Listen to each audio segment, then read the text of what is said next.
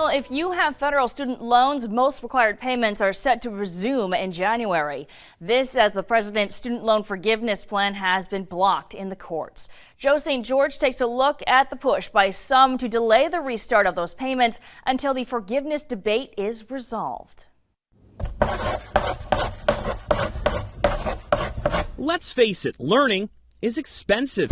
In fact, $29,719 was the total amount, on average, college graduates last year borrowed. Of course, President Biden had plans to erase some of that debt with an executive order. $10,000 would be forgiven for most Americans who make under $125,000. Up to $20,000 would be forgiven for recipients of a Pell Grant. But the actual erasing of student debt by President Biden hasn't gone as smoothly as he would have liked. In fact, the whole program's on hold right now, creating questions for millions of Americans. First off, you need to know that these 6 states have filed a lawsuit to block forgiveness, arguing the president can't do it. And so far, they've convinced the courts they're right. Missouri, for instance, has argued that the Missouri Higher Education Loan Authority, which services many federal loans, will lose money if forgiveness happens, indirectly impacting tax revenues in states. The 8th Circuit, for the moment, has agreed, writing forgiveness presents a threatened financial harm to the state of Missouri.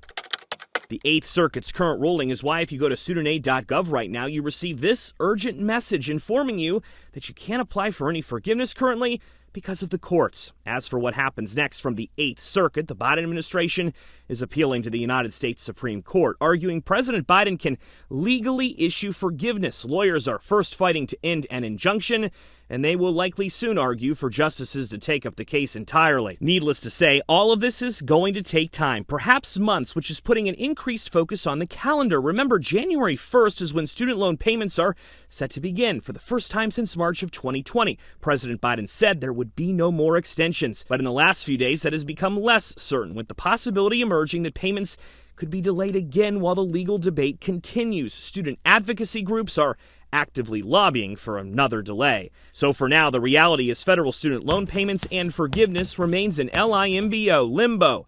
That cancellation would cost American taxpayers $400 billion. In Washington, I'm Joe St. George.